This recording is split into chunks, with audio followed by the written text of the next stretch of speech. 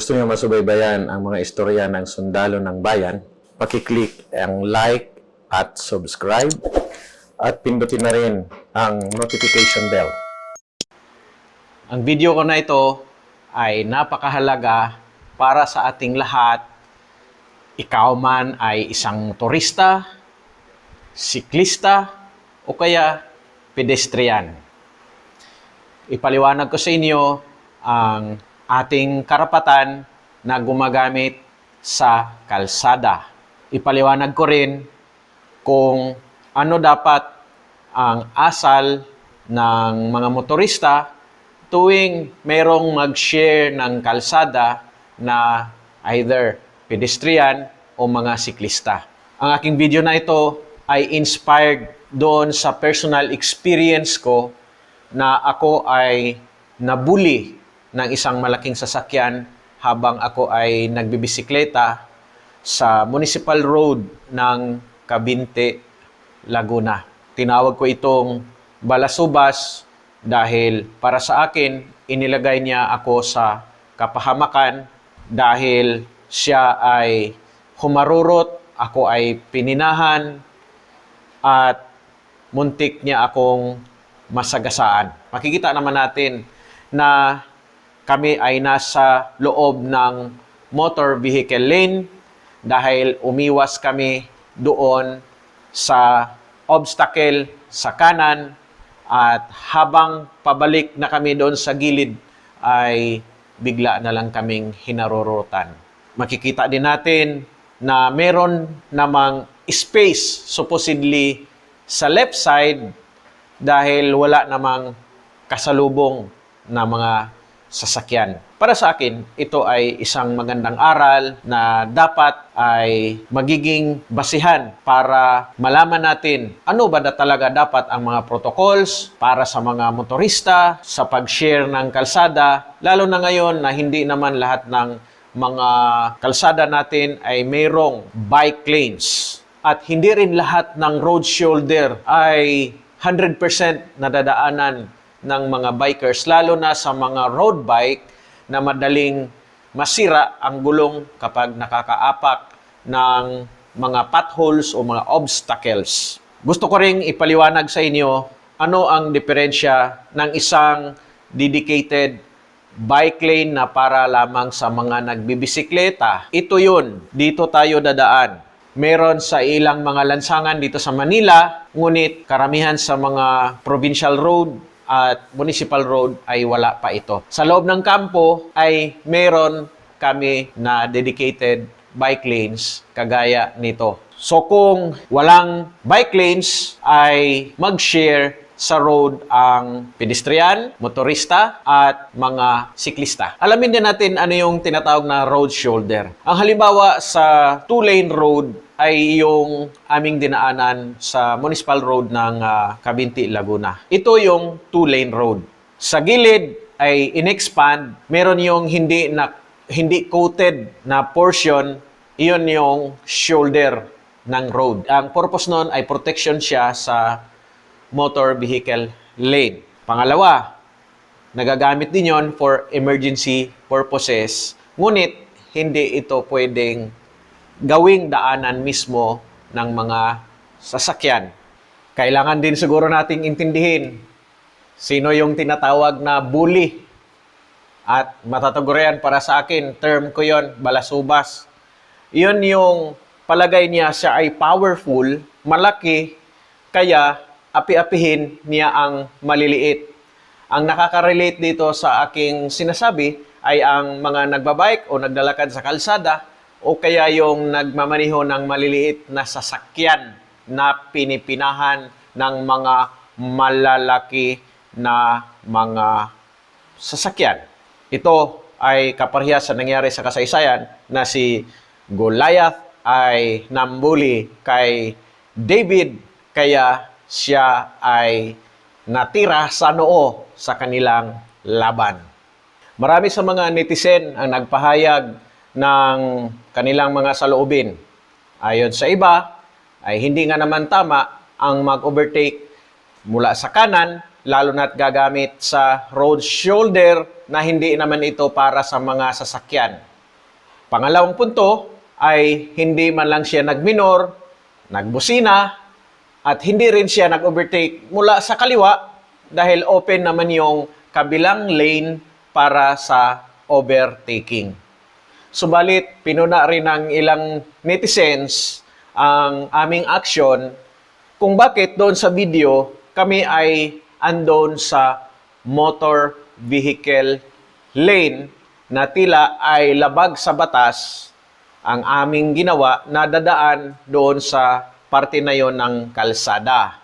Meron kasing parte ng video na hindi nakikita, kaya maintindihan ko rin ang kanilang mga komento dahil putol ang parte ng video na kung saan umiwas kami doon sa nakaparada na sasakyan na andon sa gilid ng kalsada. Pangalawa, makikita ninyo na may mga parte diyan sa kalsada na yan ay hindi pa naalis ang mga poste ng kuryente at mayroon pa ring parte na maraming mga lubak at may mga buhangin na hindi natanggal ng mga manggagawa.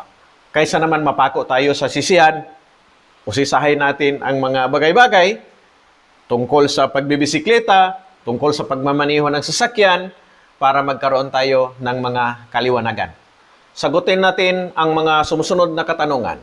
Una, meron bang karapatan, obligasyon, responsibilidad ang mga siklista sa paggamit ng kalsada? Pangalawa, ano ba ang mga basic protocols para sa mga motorista tuwing meron silang makakasalamuha na mga siklista na gumagamit din sa kalsada ayon sa batas? Sa taong 1968, kasama ang Pilipinas sa pumirma sa Vienna Convention on Road Safety. At ito ang mga basyan ng iba't ibang mga bansa sa pagpasa ng batas na tungkol sa bicycle law. Sa Pilipinas, sa nakaraang dekada lamang nagkaroon ng interes na magpasa ng mga batas patungkol sa karapatan ng mga nagbibisikleta at patungkol sa tamang mga regulasyon para maging mas maayos, matiwasay at mas conducive ang pagbibisikleta sa Pilipinas sa pamamagitan ng magagandang infrastruktura. Kasama sa nagkaroon ng bill proposal ay si Representative Carlo Nograles, ang House Bill 174 o kilala sa tawag na Bicycle Act of 2016. Nagpasa rin ng kanyang version ng Senate Bill 1518 o kilala sa tawag na Pathways Act, ang isa sa mga siklista na mambabatas na si Senator Pia Cayetano. Si Representative Camille Villar ay nagpasa rin ng House Bill 8156 o kilala sa tinatawag na Bicycle Act of 2020. Ngayon talakayin natin ang mga common features ng naturang bill proposal. Ito ay hindi pa batas, nakapending pa ito. Sa Section 7 ng House Bill 174 ni Representative Carlo Nograles, ito ang kanyang laman. Babasahin ko sa inyo. Rights and duties and obligations of cyclists. The following shall be the rights, duties, and obligations of cyclists. Ride on any public road or street provided that it has been designated as a bikeway, except on highways or where signs prohibiting bikes have been posted. Person riding a bicycle on designated bikeways shall be granted all the rights and shall be subject to all duties applicable to drivers of motorized vehicles except those which by nature are inapplicable. C. All bicycle riders must wear all safety gear when riding. D. Cyclists, when riding at night, shall equip their bicycle with reflective materials visible from both sides, a white front headlight, and a red reflective lights at the rear. A cyclist shall not carry anything on the bicycle unless it is a basket, bag, rack, or a trailer designated for that purpose. Sa taong 2019 ay nag-inaugurate ang DPWH ng isang kalsada na naka-integrate ang designated bike lanes para lamang sa mga siklista. Sa taong 2020 ay nagpababa naman si Secretary Mark Villar ng isang direktiba tungkol sa disenyo ng future road projects incorporating bike lanes. Nitong panahon ng pandemya, simula nung nakaraang taon, mas pinaigting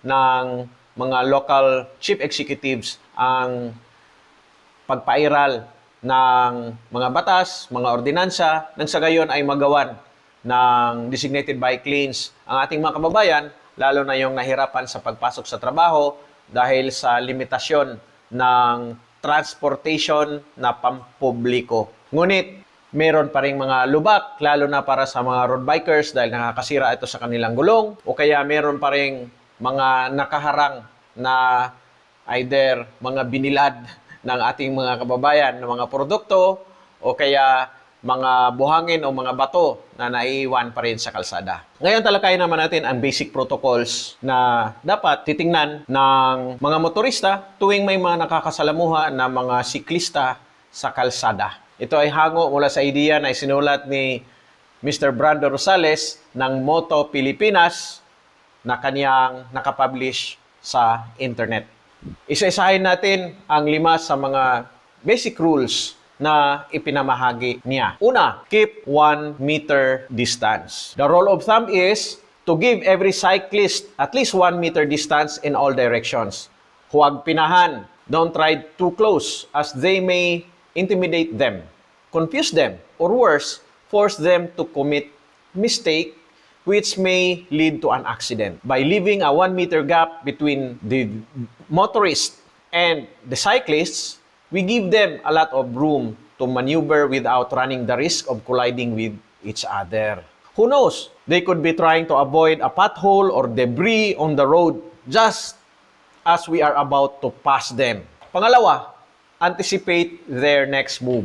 With motorcycle riders being the faster of the 2 vehicles, we're in a better position to anticipate and avoid cyclists if the unpredictable happens. As such, keep your eye on them in order to anticipate their next move and possibly avoid an accident. Observe where their head is facing, what they are looking at, or if there are obstacles in front of them. Are they suddenly cupping their pockets, looking for something? They may be suddenly stop soon, realizing they forgot something.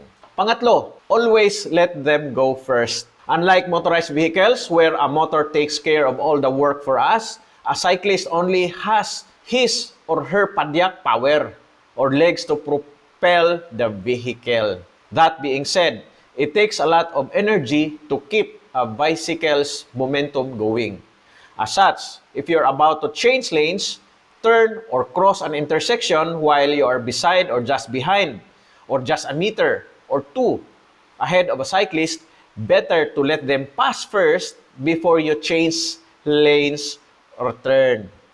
Respetuhan po yung tawag doon. Pang-apat, beep your horn when you are behind them. Hindi yung napakahaba na busina, kundi yung short beeps para mawarningan sila na mayroong sasakyan sa kanilang likuran at pwede silang mag-adjust to give way doon sa naturang vehicle. Pang-5, overtake from the left. So kung mayroong mga siklista sa kalsada, kaparehas lang din yan sa mayroong sasakyan sa iyong harapan, ang iyong gagawin, magbusina, ipakita ang iyong signal na pupunta ka sa kaliwa at mag-overtake kung meron ng oportunidad. Ang panghuli nating linawin, pwede ba gumitna ang siklista sa motor vehicle lane? Kung susuriin ang mga road safety rules, pwedeng-pwede. Except sa expressway, kagaya ng NLEX at SLEX, na bawal in the first place na pumasok doon ang mga siklista. Ang mga siklista ay pwedeng makigamit doon sa main vehicle lane para mag-share ng road basta hindi siya mag-counterflow. Ito ay kanyang ginagawa sa mga sumusunod na mga sitwasyon. Una, kung mayroong mga lubak o obstacle sa parte ng kalsada, na dinadaanan at lalo na kung wala namang talagang bike lane. Pangalawa, kung liliko pa kaliwa sa intersection ng kalsada. Ngayon, babalikan ko ang aming sitwasyon sa Cabinti, Laguna.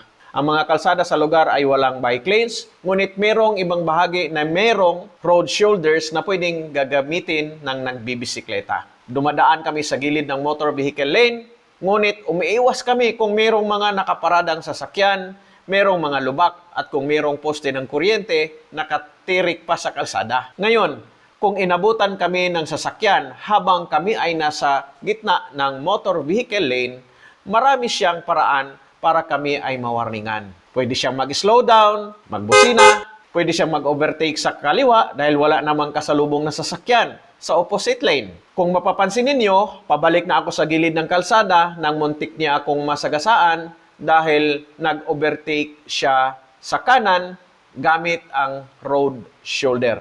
Ito ay isang maliwanag na ehemplo ng reckless driving ayon sa Republic Act 4136 o Land Transportation and Traffic Code. Under Section 48, an individual is considered to be a reckless driver if when he operates a motor vehicle without reasonable caution, and that if his actions have endangered the property or the safety or rights of any person. Sa pagtatapos ko ng video na to, nais ko ipamahagi ang ilan sa mga responsibilidad ng mga siklista. Dapat meron tayong mga ilaw. Puti na ilaw sa harapan, pula na ilaw sa likuran. Yan, basic ano. Dapat magsusuot tayo ng helmet. Dapat bright ang ating susuotin na mga pasuotan. Yan, kaya ayan, pink. So bright. Then, as much as possible, meron tayong busina. May busina tayo. So yan ang ano. At siguraduhin natin, gumagana yung ating mga brake system. Gumagana yung brake. So yan ang ating requirement kapag nagbibisikleta tayo. Huwag natin kalimutan. Bicycle riders must not ride a bicycle at night or in hazardous weather conditions unless the bike displays a flashing or steady white light from the front and a flashing or steady red light from the rear. The bike also requires a red reflector which is visible from the rear. Bicycle riders must not carry more people on a bike than it is designed for. Hindi pwedeng mag-angkas doon sa sakyan habang mag-navigate sa kalsada. Where there is a marked vehicle lane in their direction, bicycle riders must use the lane unless it is impracticable to do so. Ibig sabihin, kung mayroon talagang nakamarka na ito yung bike lane, doon ka lang pwedeng dumaan. Unless, hindi talaga pwedeng daanan dahil nasira ang kalsada o mayroong obstacle. Bicycle riders must not hold onto another moving vehicle. Yung sumasabit dahil takaw ito sa disgrasya. Bicycle riders must wear an approved bicycle helmet, securely fitted and fastened on the rider's head. Bicycle riders must only overtake from the left. Parehas lang din sa mga sasakyan. Bicycle riders must use a bicycle lane where one is available. If there is no bicycle lane, ride to the right of the road but avoid grates, debris, and parked cars. Ang ibig sabihin, doon ka lang sa bandang right ng kalsada, ngunit iwasan mo yung mga obstacles, road hazards na nababanggit. Basically, para sa safe ang ating ride, dito lang tayo sa gilid na daan. Kailang, mayroong mga pagkakataon na tayo ay pupunta dyan sa gitna dahil minsan mayroong lubak dito sa kalsada, dito sa dadaanan mo sa gilid. So, iiwasan mo yon.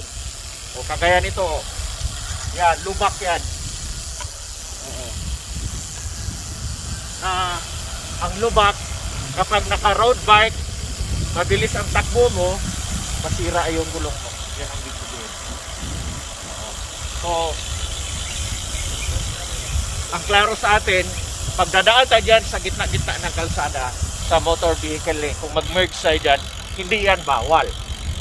Kung maabutan ang isang siklista na andyan sa gitna, ang gagawin ng motorista ay bigyan ito ng respeto, magdahan-dahan, magkusina, tapos bago mag-overtake sa kaliwa. Hindi yung harurutan mo, pipinahan mo. Dahil may karapatan ang mga siklista ng paggamit ng kalsada. Tayong lahat ng mga siklista ay may karapatan. Binibigyan tayo ng karapatan. Parehas lang din sa pedestrian at sa mga motorista. Ayan mga kabadyak, sana naliwanagan tayo lahat. Nire-respeto kanyang mga opinyon tungkol sa usapin na ito. Maaring kayo ay suporta sa akin, maaring kayo ay kontra sa aking ideya, ngunit parehas tayong merong mga karapatan. Ako bilang isang motorista, at the same time ay isang siklista, ay iniintindi ko ang kalagayan ng mga nagbibisikleta, kaya ako rin ay gustong ipaglaban yung aking karapatan. Pwede akong gumamit sa motor vehicle lane kung kinakailangan. Lahat tayong mga siklista ay mayroong karapatan na gumamit sa kalsada ayon sa batas, ngunit mas nanaisin natin na tuluyang may sa batas ang mga bill proposals ng ating mga mababatas na siyang nagbibigay ng conducive environment para sa road biking sa Pilipinas. Ayan, maraming salamat. Harinawa ay nagkaliwanagan tayo. Good vibes lang, walang away. Kung may kontra-idea, ibase nyo rin sa mga provision na inyong nabasa. Kung kulang ang mga naipamahagi ko ng mga bike protocols o mga tips o mga provision sa batas, libre kayong ilagay sa comment para ating maidagdag sa mga future contents. Maraming salamat at ipapaabot sa inyong mga pamilya ang aking best regards, lalo na sa panahon ng pandemya.